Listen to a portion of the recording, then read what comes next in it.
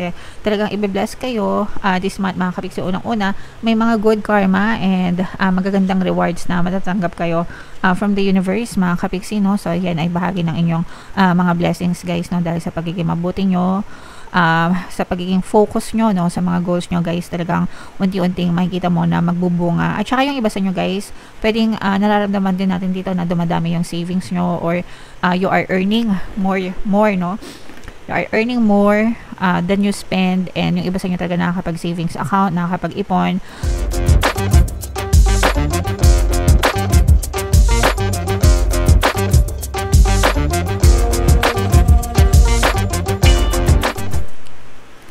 Hello guys, hello Pisces, welcome back to Pinoy Pixie Tarot. Ang pamagat ng episode natin for tonight is blessings, kapalaran para ngayong October para sa Pisces, Sun, Moon, Rising Sign, and Venus. So unahin natin tong deck na to guys. Tingnan natin yung mga angel messages para sa inyo. So yung first message natin guys, we have High Priestess. Dana, you have divine knowledge that can help others through your spiritual teaching. So ibig sabihin nito guys, may kakayahan kayong magturo, mag-inspire, mag-share ng knowledge sa ibang tao, mga kapiksi.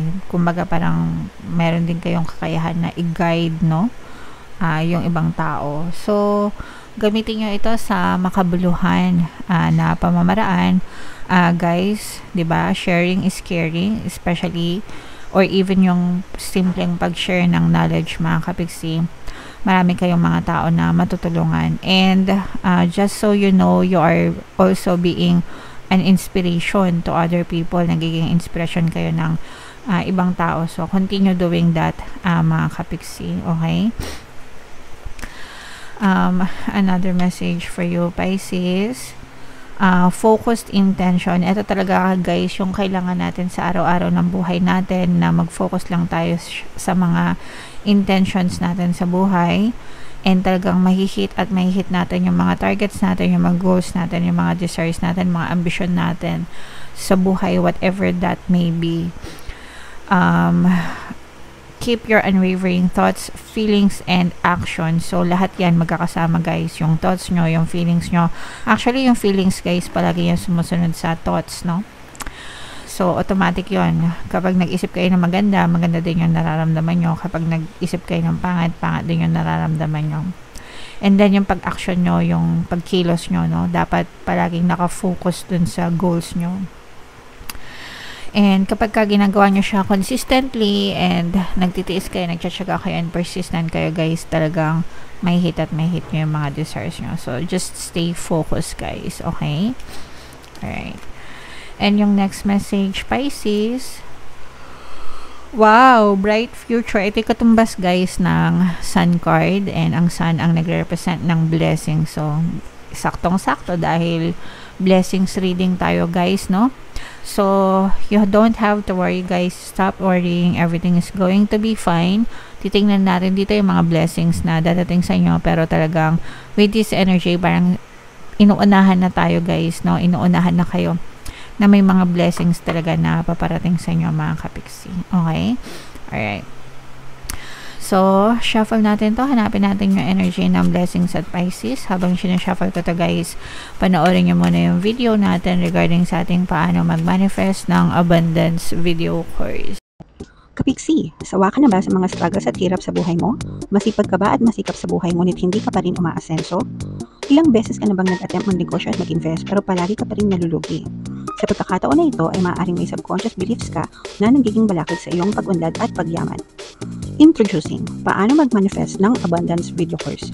Dito ay matututunan mong ma-overcome ang mga balakid mo para tuluyan ka ng umunlad, umasenso, sumagana, maging matagumpay, successful at maswerte sa iyong kabuhayan, pera, trabaho, negosyo sa lapi at kaperahan ng bonggang-bongga. Dali, mag-send na ng email sa pinoypixie@gmail.com at simulan na ang iyong pagyaman ngayon. Alright, so sa lahat ng gusto mag-avail ng course guys, naka-flash sa screen nyo. Una, meron tayong paano mag-manifest ng abundance video course. Paano mawala ang third party at magkaroon ng harmonious na relationship, paano pabalikin si ex or vice breakup. Sa mga interesado guys, mag-send lang kayo ng email sa pinoypixie@gmail.com. So, Pisces guys, kayo ay represent ng King of Cups sa ating spread. Ito yung ating blessings energy mga ka-Pisces. So, latag natin yung spread nyo. And, kung hindi nyo pa napapanood yung ating 2026, pick a card kapalaran guys, panoorin nyo na. Naka-upload na sa ating YouTube homepage. So, this is a very, very positive energy, guys, no? Para sa inyo, mga ka-Pixie.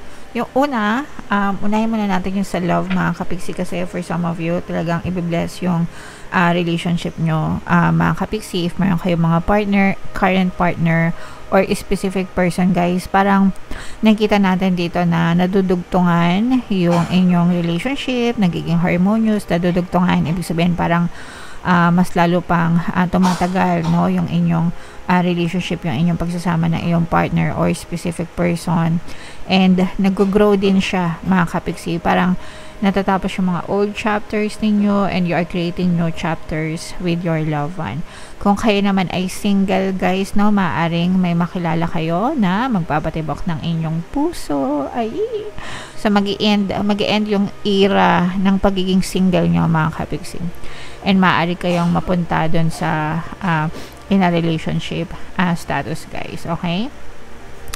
So, ito na nga yung sinabi natin kanina, blessings, guys, diba? So, you don't need to worry kasi talagang i-bless kayo this month, mga ka-Pixie. Unang-una, may mga good karma and magagandang rewards na matatanggap kayo from the universe, mga ka-Pixie, no? So, yan ay bahagi ng inyong mga blessings, guys, no? Dahil sa pagiging mabuti nyo, sa pagiging focus nyo, no, sa mga goals nyo, guys, talagang unti-unting makikita mo na magbubunga. At saka yung iba sa nyo, guys, pwedeng nararamdaman din natin dito na dumadami yung savings nyo, or you are earning more, no?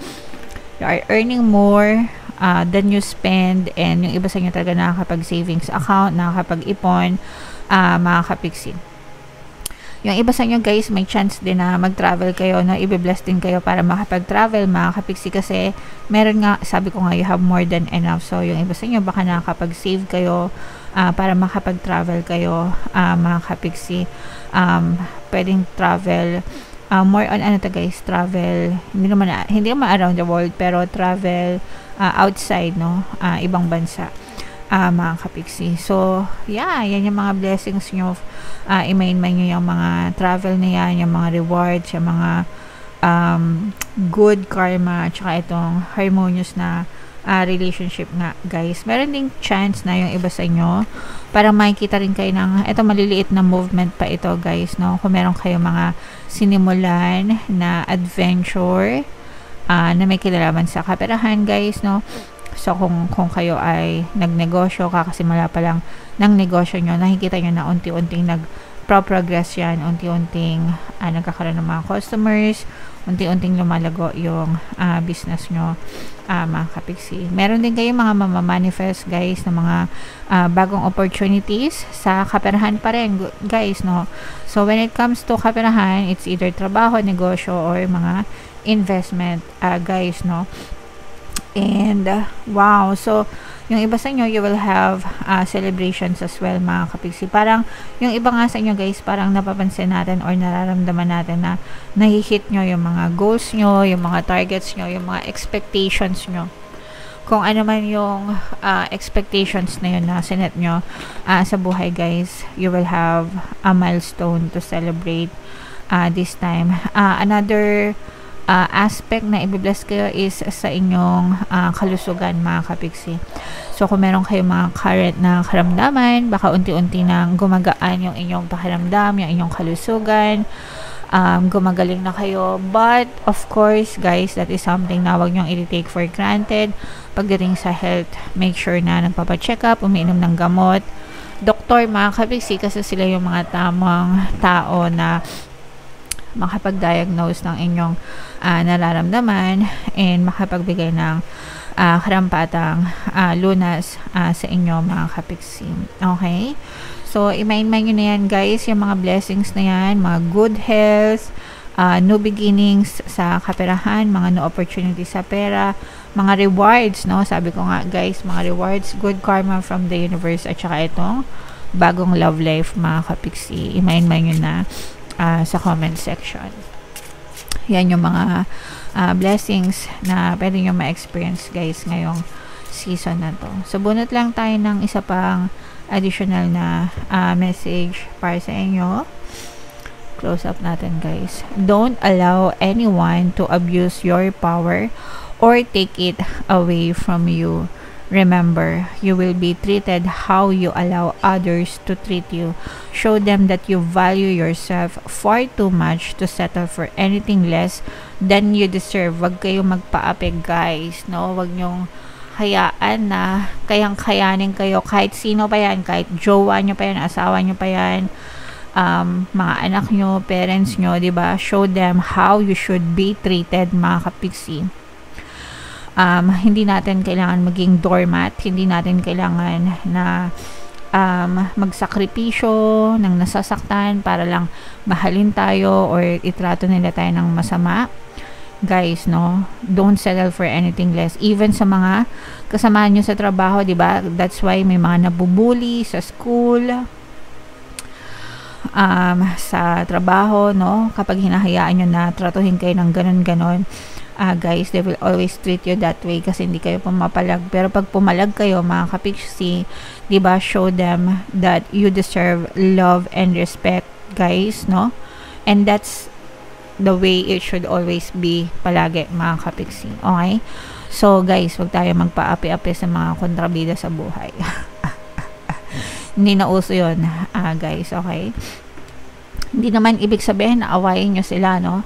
Ang ibig sabihin lang is wag kayong magpaapi, kausapin nyo sila in a very calm and respectable manner kasi nga, karespeto kayo. Okay? Alright. So, yeah, comment down below, Pisces, if feeling nyo naka-resonate kayo dyan. And yung mga magaganda, i-mind nyo na guys. Ito yung ating 2026 kapalaran. Panoorin nyo na. Ito naman yung ating success stories ng paano mag-manifest ng abundance video course. Click here to subscribe guys. Thank you for liking, sharing, and subscribing. See you next time. I love you all. Have a nice day. Bye-bye.